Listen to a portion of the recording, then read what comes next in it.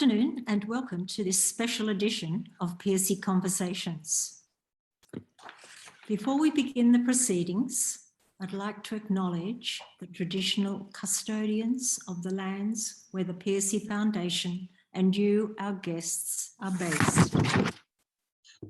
We also acknowledge the elders past, present, and emerging whose stories, traditions, and living cultures in this country are a valuable resource, as are those of all of you who have come to make Australia home. Together, we are Australian. For those of you who don't know me, my name is Susan Andrews. I am the chair of the South Australian branch of the Pearcey Foundation and a member of the advisory board at the School of Computer Science at the University of Adelaide. On behalf of the Pearcey Foundation, I would like to thank you all for joining us this afternoon on Ada Lovelace Day. This day is marked around the world to celebrate the pioneering work of Ada Lovelace and the many achievements of women in STEM. I'm thrilled to be joined by three women from business, academia, and government who will share their stories, particularly focusing on human-centered design and human-machine interactions. I'd like to welcome them. Before we start, I want to briefly mention a few Pearcey events coming up. Thursday, the 14th of October, we have an online event and announcement of the 2021 New South Wales Entrepreneur of the Year.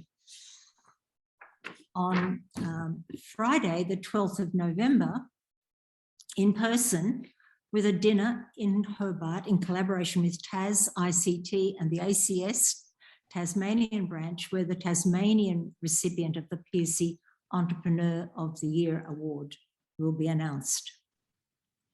And on Wednesday, the 24th of November, as part of the final conversation for the year, we will be crystal ball gazing into 2022 with a cross-section of industry leaders, as well as presenting the National Pearcey Entrepreneur of the Year, the 2021 Hall of Fame, and prestigious Pearcey Medal.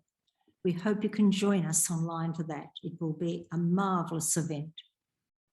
You will find details of all these events and more on the Pearcey website, heritage.pearcey.org.au, also being shared in the chat as we speak.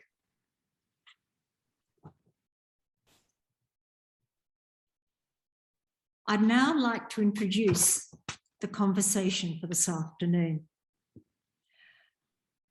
Today's session is called Her Story, Partnerships Between Humans and Machines.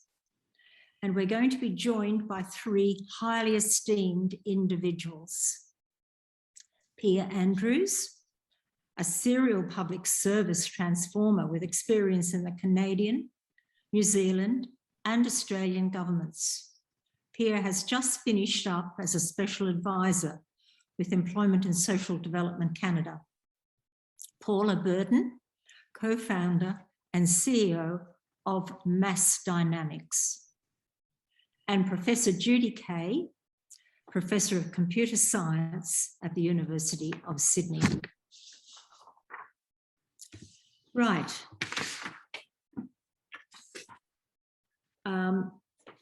Now to begin.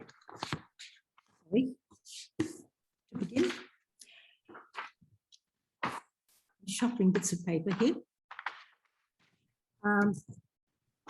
Right. Okay. So, sorry, I have introduced you. Can I first ask all our panelists for them to share a little bit about their background? What drew you to machines? When did you first realize you had an affinity with tech? Judy, can you start, please? That will be my pleasure. Yeah, well, I was ending school and had no idea what I wanted to do and loved all my subjects more or less equally. And University of New South Wales ran an event for 3 days for high school students called something like Computers and Technology Servants to Mankind, or something like that. And that was the first taste I had of programming and so on. I thought, wow, I think this is going to go places. So in 1970, when I started university, I decided, wish I was as good at predicting in general, but I was definitely right.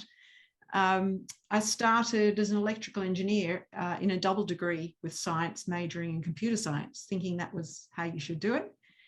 And had the distinction of being one of 14 women in the whole faculty of engineering. I moved through my degree and then became passionate about computer science education. And so I've had a very odd career, but perhaps unsurprising for a woman. I chose something that I thought would be a chance for me to make a contribution. But computer science education is pretty broad and led me fairly steadily into the area I call human-centered technology, which is a bit broader than just computing.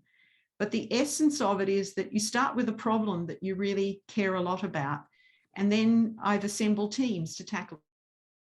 And that's taken me through all sorts of things I never dreamed I'd do, building interactive tabletops and wall displays with a spin-off company, working with AR and VR, machine learning and recommender systems, and a whole bunch of multidisciplinary work more recently. And all of it driven by a focus on how we could build something that would solve a problem. Thank you. Thank you very much, Judy. Can I now move to Pia? Would you tell us a little bit about your background and where you've come from? Sure. Thank you so much for having me today. And I do want to just acknowledge the traditional custodians and current custodians of the lands that I'm standing on, coming to you from Porniki here in Aotearoa, New Zealand. My mum was a techie, so I grew up with computers at a time where most of my peers did not. So I was born in '79, so I was growing up with computers fairly early when a lot of my peers didn't really have access to them until high school or uni. And because I grew up with them, I absolutely did not want to work with them. I saw them as just a utility, as a means to an end, as something that you do that was not exactly particularly soulful, shall I say. So I went and tried to find my truth in physics and Chinese medicine and other places, and was saying, oh, I don't know what I want to do. I'll just go work in IT while I figure it out. And I actually discovered through that the local Linux user group, and I discovered free and open source software. And what I discovered was somewhere that brought together my skills and my values into the one space. And I realized through a couple of subsequent things, including most notably a United Nations, what were they called, the World Summit for Information Society, about 20 years ago, that I managed to go to as a quite influential, highly influenceable 22 or 23-year-old. I discovered two key things there. The first one was the stark realization that the technologies that are being built shape people's lives, their futures, their freedoms, their culture to a degree, and that as a technologist, I felt about 20 years ago a distinct moral obligation to use my skills to help make the world a better place, not a worse place, which aligns very close to my particular philosophical makeup. The second thing I realized at that international conference, when I went up to the Malaysian stand and said, oh, I've heard that you've got, a reasonable number of women in IT. And they said, oh yeah, it's about 60%, from the most technical to the most senior. I said, oh, in Australia, it's about 15% at the time. And they said, oh, we thought you were a developed nation. And that was a real moment of realizing that the whole women in IT challenge that we face in Australia and the UK and the US is really a cultural issue, not a biological issue. So that was quite freeing of me personally to realize that it's not universal. And then I went into being a sysadmin and then a technologist, solution architect, right through to now being completely obsessed with public service reform to make it fit for purpose in the digital age. But I'm basically just a sysadmin who now sees the world as a system that I try to understand and make better so that people can live well, which is fundamentally the point of all of it. Thank you very much, Pia. Paula, over to you. Yeah, awesome. Yeah, great to be here. P, I picked up when you just said, I'm just this. I'm like, you're not just this, you're phenomenal. Everything just described, just so wonderful. And Judy also. Yeah, so I mean, for me, I was first drawn to machines and tech by my dad. So one of my biggest heroes, still is today. Look, as an immigrant who came to Australia as a student, he actually studied accounting at uni, and it actually wasn't until his 40s that he came to complete a diploma of computing. And what this meant was, like, he brought home, you know, his computing books and set up this huge behemoth machine in our living room to study. And he really showed me, and I've got 3 sisters, all of us, you know, the basics of computing and what it meant and what was possible. So, you know, I recall memories of, you know, getting out and sorting through like ridiculous number of floppy disks, you know, one by one in and out of the drive. That was the generation I was in. I remember him showing me how to code in Visual Basic. And again, that's probably showing the year I was born again. And for me, it was really transformative to see how something can come to life like that. When you program an object to do something and it transforms, it moves as you tell it to, that for me was just a huge thing. That point for me, I was absolutely convinced that machines and software would be absolutely in my lifelong calling. So that interest progressed further. So I recall being at school and, you know, being one of the first to have a modem that could connect me up to the World Wide Web and exploring, you know, that was just that inquisitive nature, I think, for me was always guided by technology. From there, I studied a Bachelor of Computing at Monash Uni in Clayton. Similar to Judy, really, I was one of, I think, 2 or 3 women in the field, which is, you know, I look back, it's just incredible. And, you know, I think that trajectory, or that those studies led me to, you know, this career that I'm so grateful to have today. So throughout the career, you know, employed in tech roles along the way, but I think the most consistent things across my career was really being at the intersection of social impact, building teams, building software with really smart people, and business. So that was the kind of consistent thing across my entire career. Fantastic. Now, I'd like you all to talk us a little bit about what you're working on now. You've all had this wonderful career, but what are you actually working on now? Judy? Okay, so most of my research now is characterized by tackling multidisciplinary problems. I often go to sessions and say I started out with a real passion for teaching computer science and building computing systems to help do that. And I often think, wow, no one's going to be interested in that. And this has been my commitment to say, well, if you're using a computer, it's able to collect data about you. And we ought to do that in a way that the data can be harnessed by the user and managed in a way that they are happy with and can control, not trivial at all. And we should build interfaces so people can really learn about themselves and their personal data can support their learning. And so that's a common theme, but what does it mean?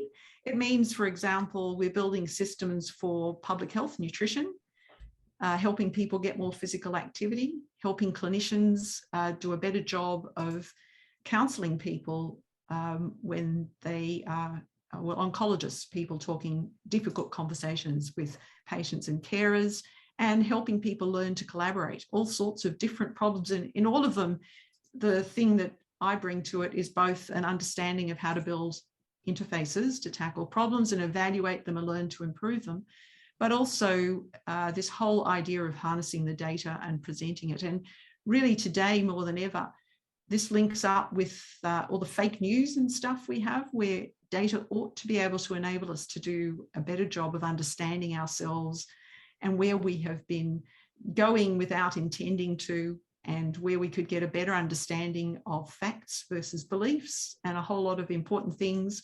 One of my current collaborations is in looking at education in an age of AI.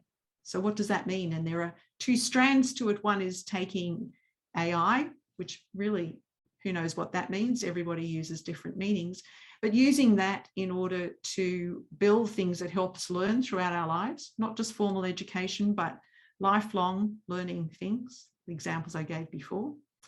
But the other strand is building better systems for helping people to learn skills they really need in this new age of AI. So pretty diverse, but with this common theme. Sounds absolutely fascinating. Can I now hand over to Paula? Can you tell us what you're working on right now? I looked at what your company's doing and it's really quite extraordinary. Oh, no, thank you. So, yeah, I wanted to touch on two things I think that are happening with me at the moment.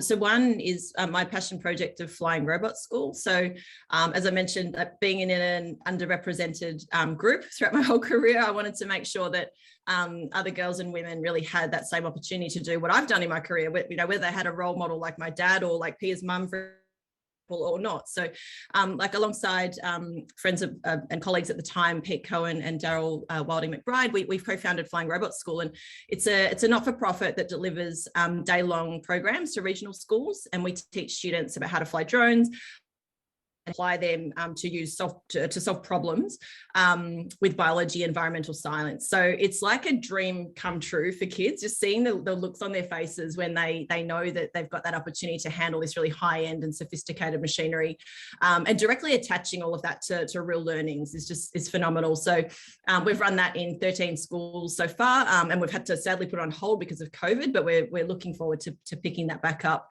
And then the second thing I wanted to mention, so you touched on it with Mass Dynamics. So it's a SciTech that I co-founded in 2019 alongside my other three co-founders, Andrew, Giuseppe and Aaron. And so we're on a really big, hairy mission to free humanity and society from the burden of disease. So the how of this is we're building software to help unlock the magic of this amazing scientific analytical machine called a mass spectrometer.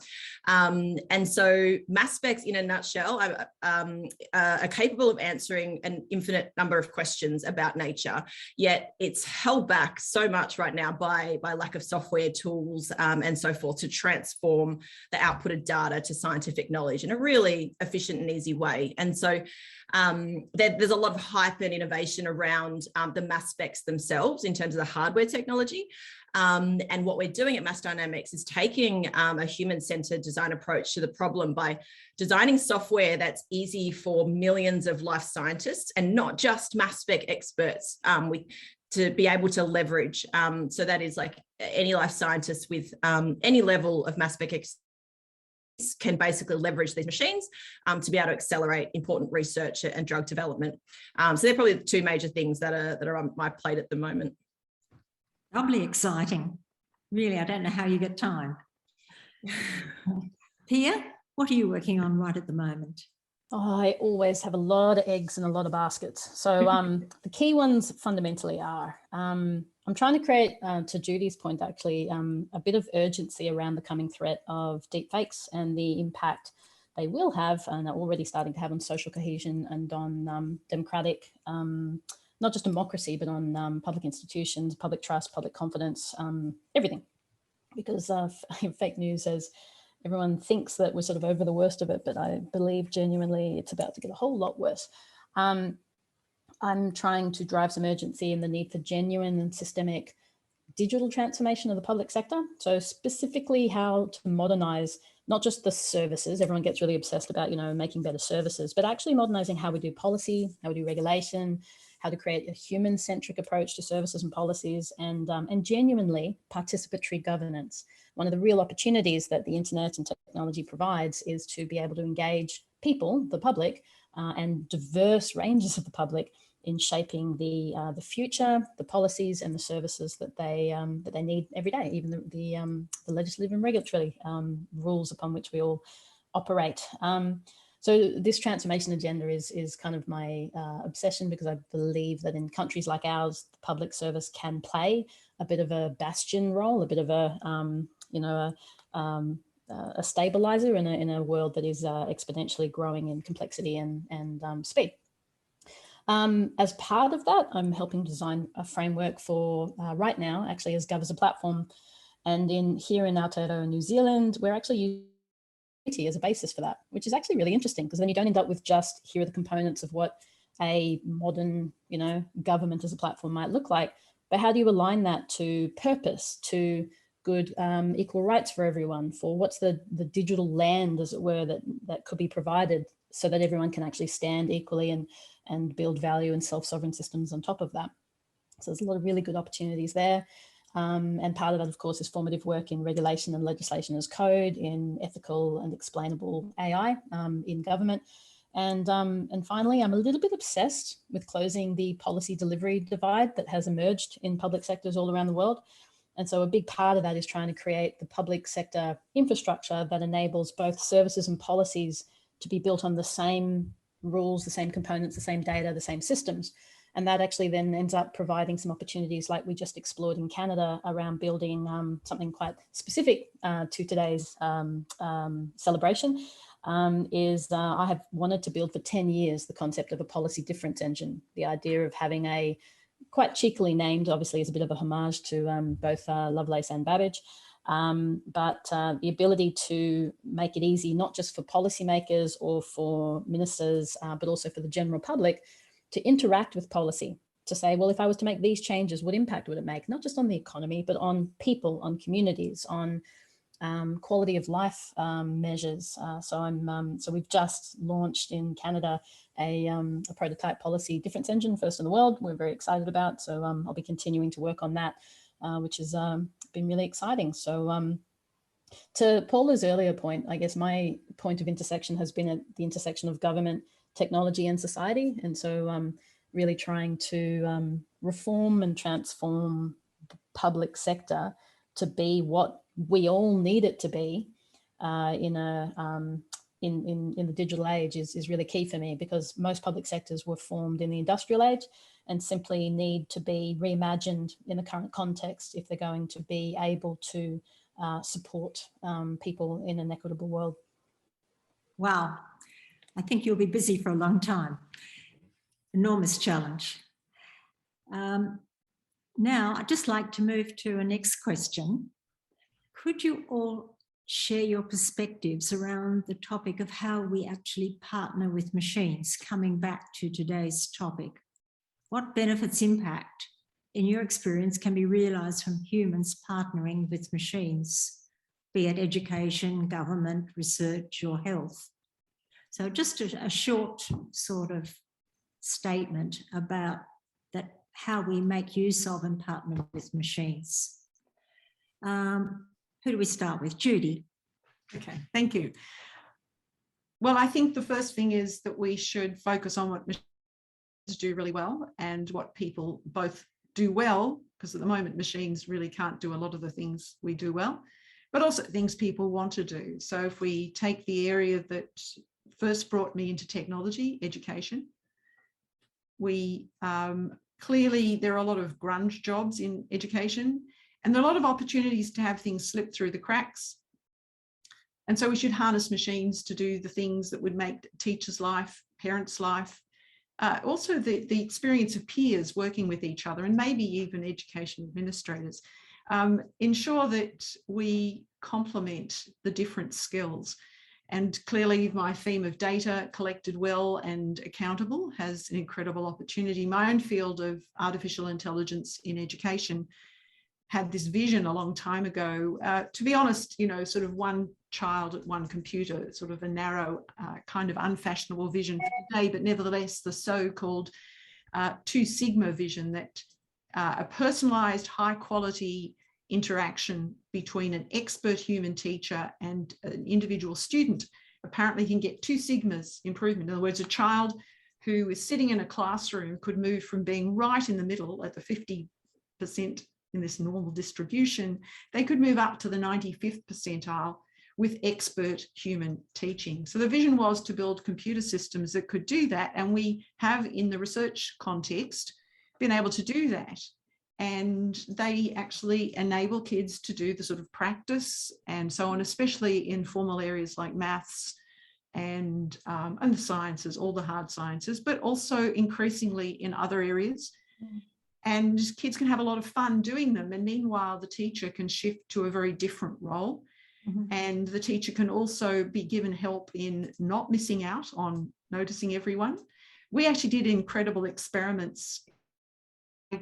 Group, we had these tabletops, interactive tabletops and wall displays, and we had students working in groups at the tabletops, and the teacher had a tablet which showed them the progress of each of the groups on the tasks they were doing. But then we did experiments and discovered that we really needed the teacher to be given help to remember who should have more attention, because often the students who most need attention hide.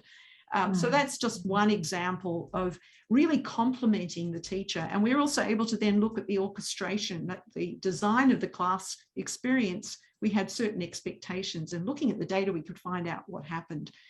Now, we're doing some pretty dumb things with data at the moment, to be honest.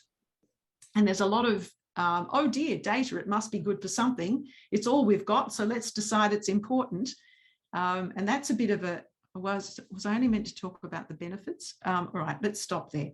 But we have incredible opportunities to partner in a very deep sense with the humans, so that each does what they do best and gets help.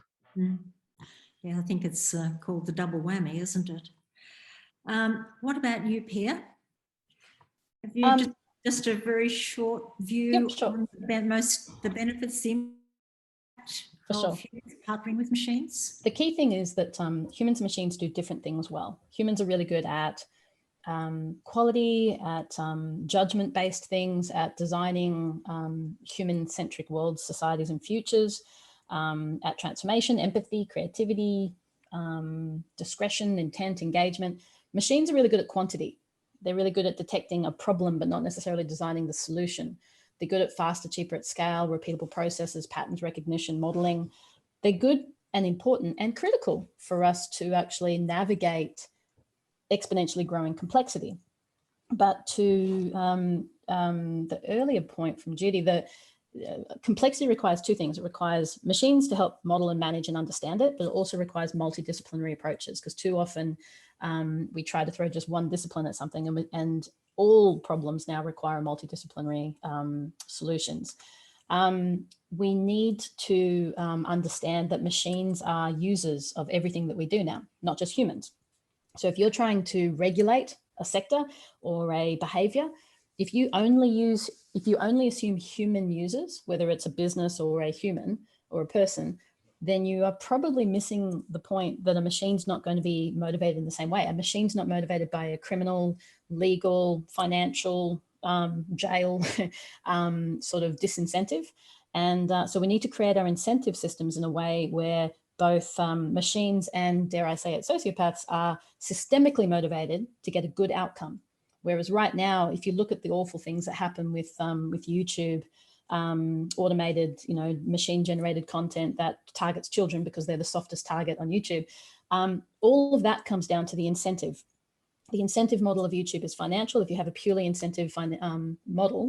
purely financial incentive model, you will always inevitably see money valued more than people.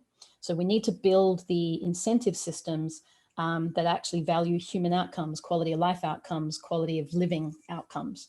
And treating machines as users is a really cheeky way to just do that, whether you're building a service or a policy or anything.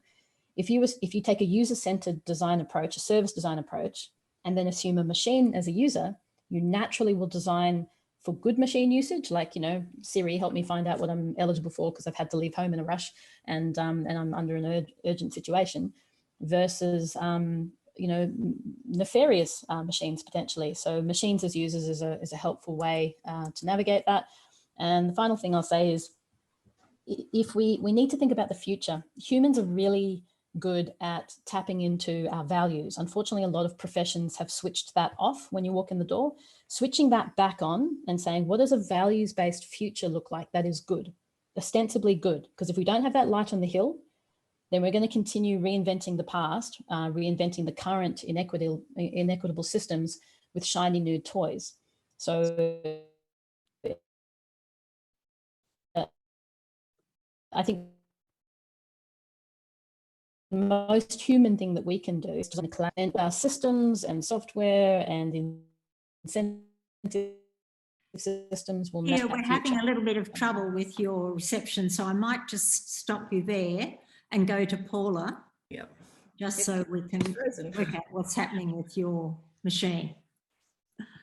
Yeah, I think she's back. She's okay. She's good. Okay. I'm back, but go ahead, Paula. I don't know what you didn't hear. Sorry. It was a lovely speech. Well, you can finish it off in the next question. Paula? Yeah, no worries. Yeah, look, I love what Pia mentioned about like exponential growing complexity. That's a big one that we're trying to tackle right now. So one of the biggest challenges we see right now is the time it takes to do things with regards to mass spec processing. So processing, analyzing scientific data and transforming it to knowledge. So what that means is things take time. And what this means is that humans are leaving things to chance, which is a real shame with science.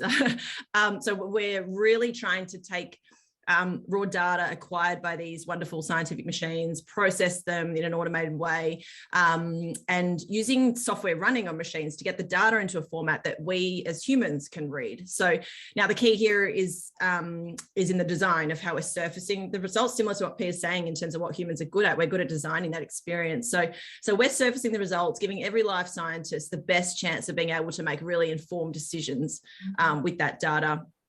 So we're not leaving it to chance. And I think using the power of machines can help us do that. And that is a pretty remarkable relationship right there, or partnership. So yeah, basically we see it as, I see it as leveraging machines to do a lot of this grunt work, highly repetitive manual work that can free up human time to do higher order things. And especially in the medical area, enormous quantities of data that they can process and help people make sense of. Yeah, the sheer amount we're hearing from some of our members is phenomenal that they're trying to deal with. So yeah, absolutely.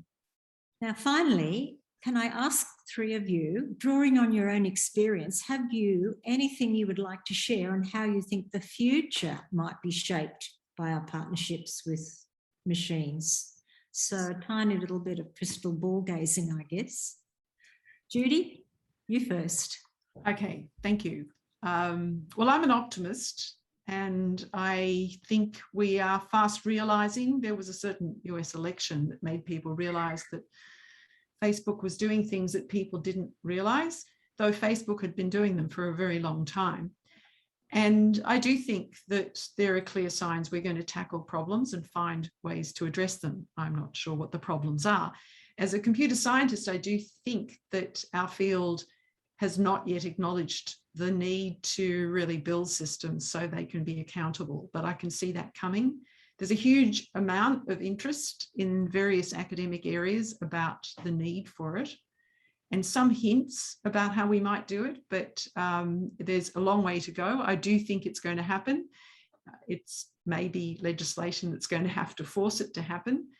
And I see that, well, firstly, there's this deep asymmetry, at least for the foreseeable future, between the ways that human cognition works and machine cognition, and making that work better could potentially reduce the bias in decisions. At least theoretically, things could be more accountable. And we see that already. We see lots of cases where there is huge outcry at the way algorithms are doing things. It may well be that people were just as biased, but now that we can pin it down, we can all sit down and decide what's going on. So I see incredible potential to gently edge forward and get a lot of those things more right. I also think that in education, we see some pretty frightening trends, like the suggestion that we would monitor everything children did and do something or other if they're not concentrating or something or other. I also think that will evolve, and it's incredible, how useful would it be if you could choose to find out how often you do have mind wandering and losing concentration, and put that into your ability to improve your own learning and to use your own data, for example, to improve your health. There's incredible opportunities there. So I can see a lot of very fine things coming, and some of the things we know are really bad that we will make progress on. Either way, it needs to be closely monitored. Pia, you next, finally. Thank you. Like to think about the future shaped by our partnerships with machines. Well, the first thing is that we need to design the future that we want, and we need to do it collaboratively, collectively, And it's not about everyone's going to have the same idea of what good looks like. That's not the case. But there will be some shared ideas about what good looks like that we can then design towards. If we don't design a better future and continue to just react to the symptoms that we see every day, then we will not actually make things any better.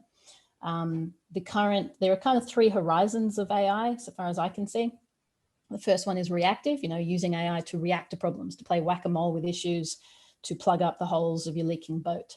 The second one's proactive, where people, use AI to get into speculative,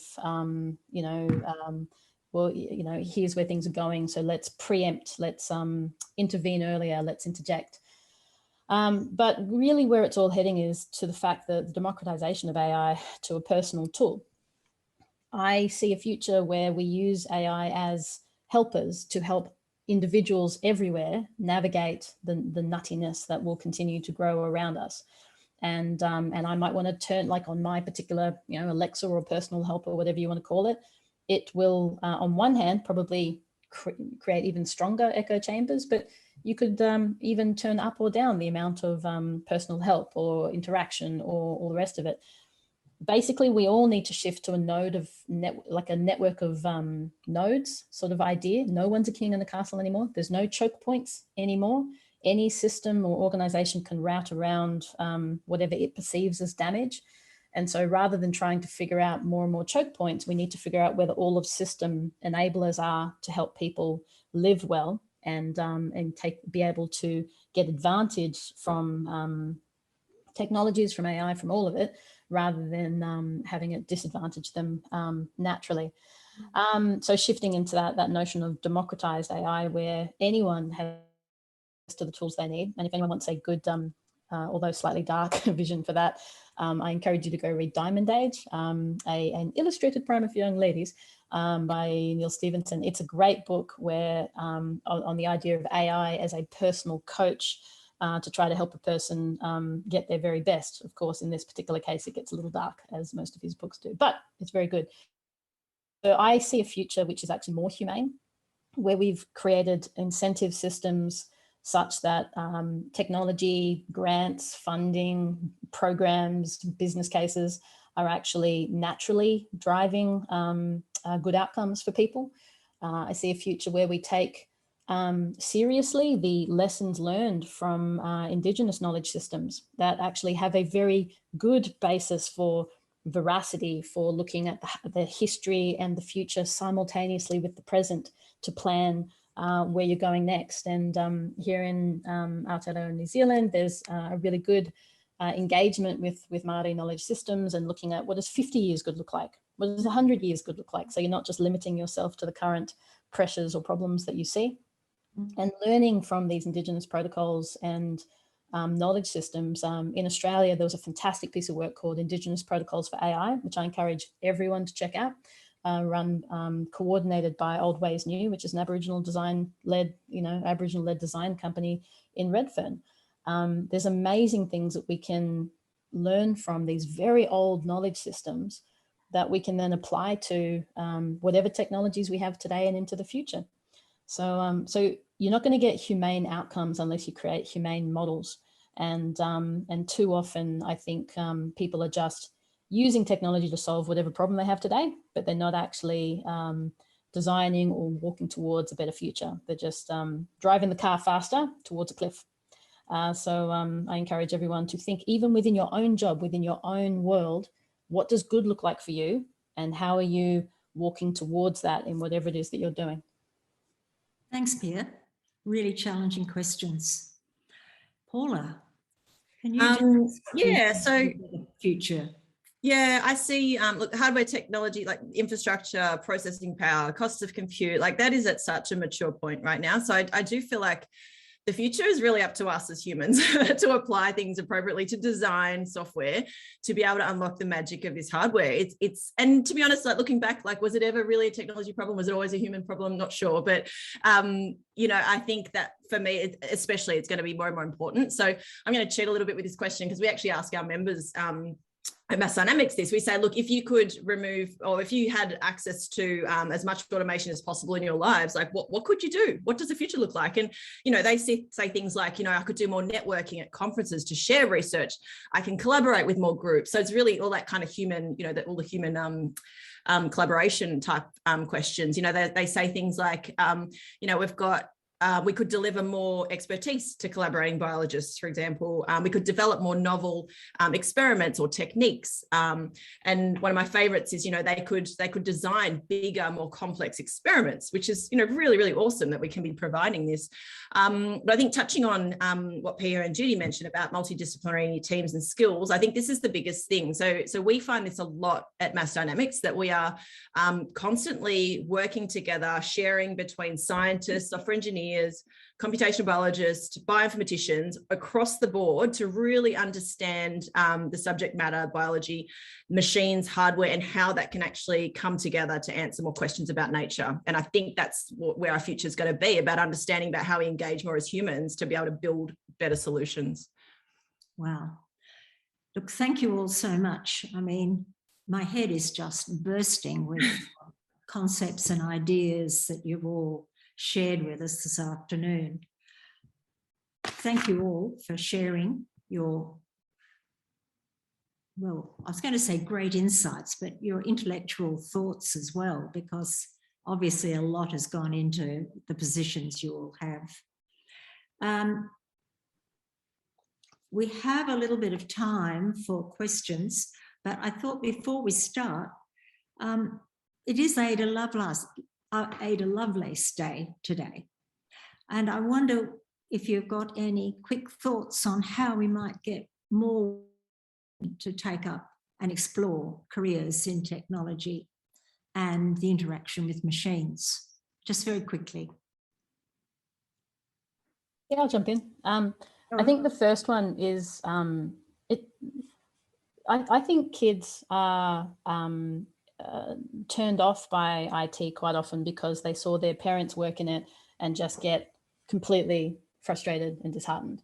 So I think part of it is to help kids know, and that epiphany that I had, that, you know, it's very, very close to me, this, where to realize that you can actually create a better world by using these skills. Whatever sphere you go into, being a geek is actually helpful to making the world a more fair place, a more just place, a more equitable place, which is something that kids really care about. They are more socially aware and active than I think many of us were at that age, at a younger age than ever before. So helping people see that link between technology and our quality of life is really important. And then the second thing is, we just got to get away from this idea that, like, every time someone says, oh, women in IT is such a thing, it's such a thing in Western countries. It's not such a thing in a bunch of Middle Eastern countries. It's not such a thing in a bunch of Southeast Asian countries. It is a Western cultural problem. And so every time any of us say, oh, you know what it's like to be a woman in IT, we are telling someone that there's a biological imperative issue. What we need to start saying is, you know what, there's no problem with being a woman in IT. There's challenges in doing it in this country or that country, and here are some things we need to change. But we can't give any subtle indication that there's a problem that might actually be biological, because it's not. It's cultural, and it just becomes an artificial barrier. I have been in a room where someone got up the front and said, "Oh, you know, we need to get more women in IT by showing them that there's non-technical jobs in IT, and they don't need to be technical to get into IT." And I'm like, why don't we teach them the joy of tech? Because it's joyful. Like it's wonderful. It is just as creative as any other sector. And I'm kind of frustrated with the number of people that sort of say, oh, well, you don't have to be technical to get into tech. Well, that's true, but it's also reinforcing a mentality that being technical is something to avoid. It is just as creative, just as exciting, just as ethical, just as socially gratifying to do tech as it is to do anything else. So I'd really love to flip the narrative on that a little bit. Great answer. Yeah, I love that. And if I can add a couple of points to that as well, I totally agree. Like, we got to talk it up. We got to talk tech up. It's just the most phenomenal opportunity for us to use creativeness, to use problem solving and everything. And the tricky thing is that, and I agree, the whole term IT, like when I think about IT, that was the person in high school who came and rushed and fixed our laptop when it was broken. And that is not what IT, it is not today. Like today, tech is pervasive. It's data science, it's UX, it's UI, it's design, it's software engineering, it's all of that. And I think us as females in tech, we've got to get up and show that and be those role models for girls and women who are considering it. I think the other point as well, similar to peers, is this concept of CS plus X. So it's a Google thing, and Sally Ann Williams, a phenomenal woman in tech, has told me about this a while ago, but this is all about computer science plus X. And for me, it's really about understanding or sharing with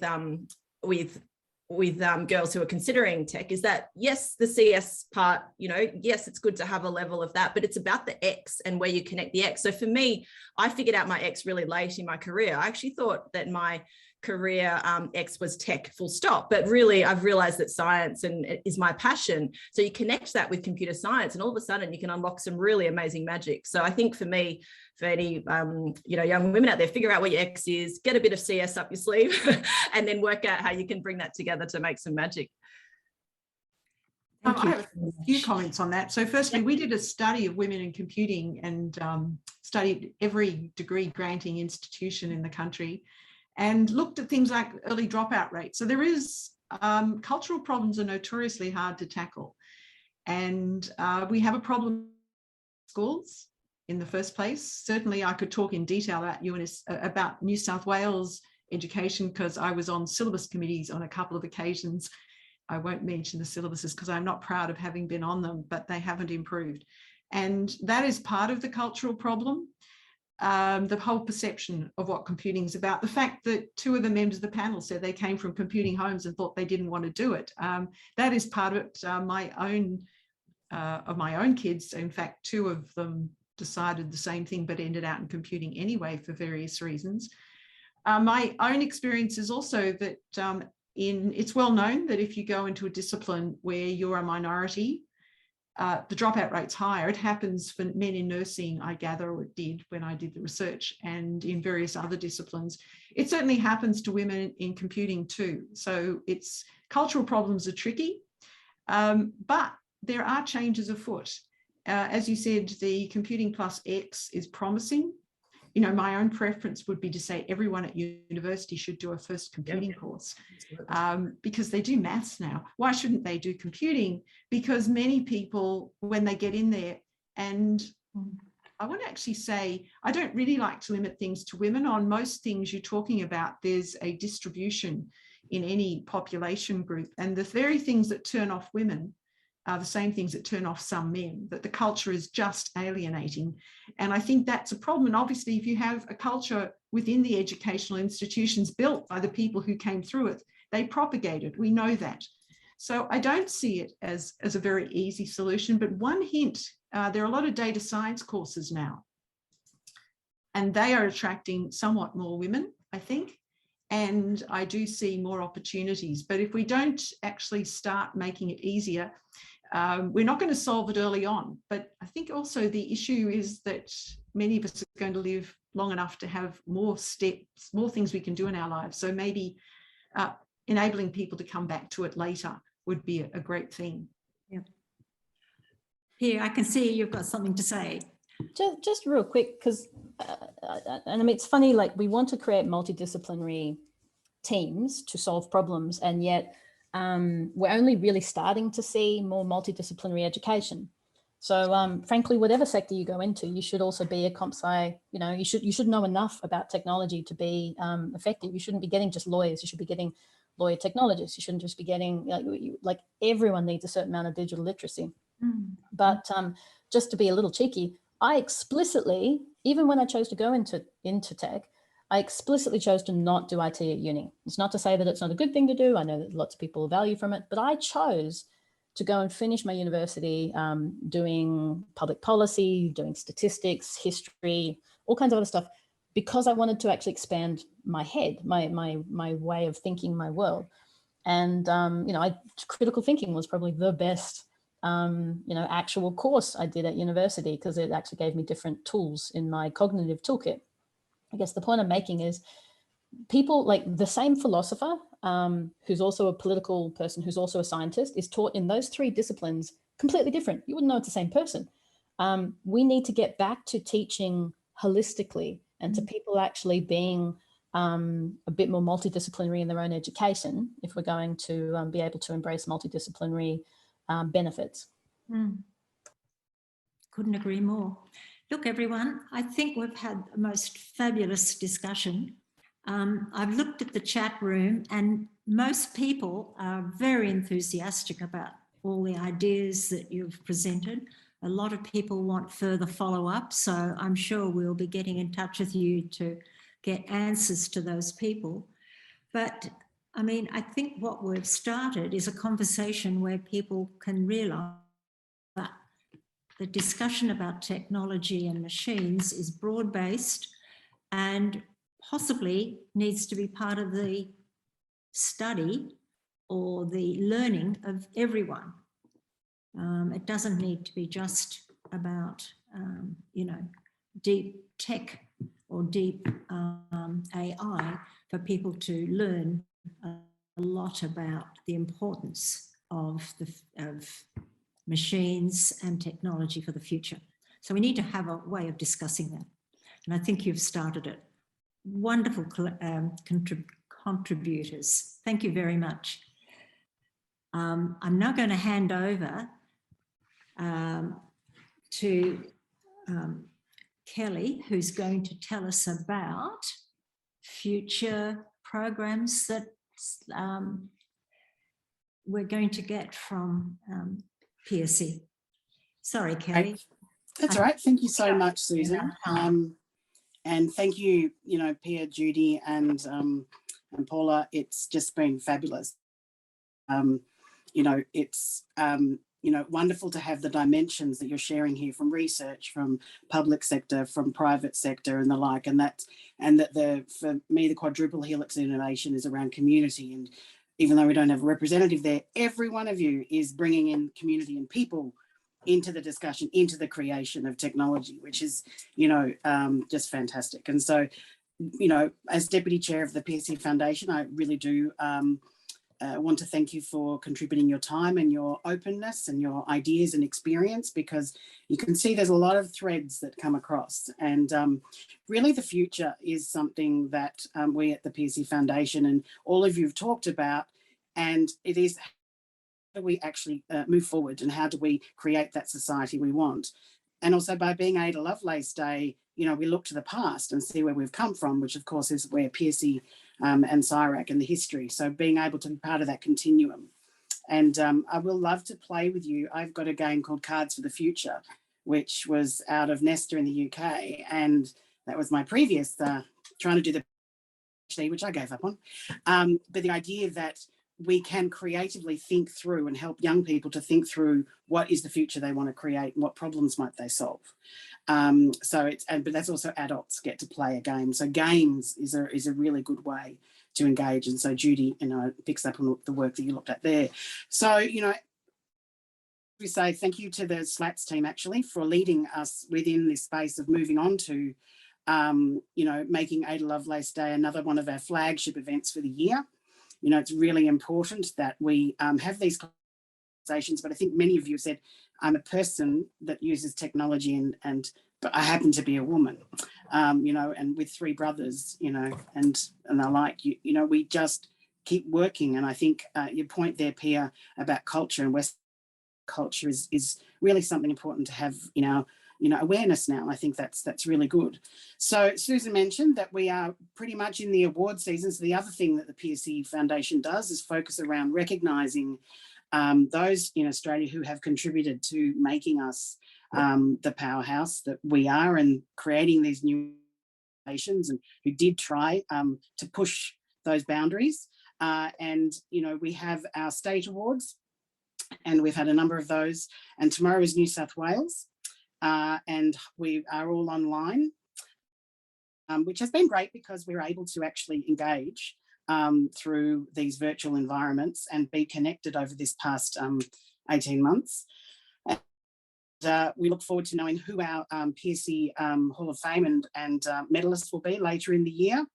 And Wayne and I were very lucky that we managed to get to Sydney to hand out the award last year in person very briefly before we all went into lockdown again. But if you are able to be in Tasmania, and who knows, we might be, but the Tasmanian Entrepreneur Award will be happening as well. So all of those dates are on our website, and there'll be an email following up with those things. But also, we really are looking forward to the future.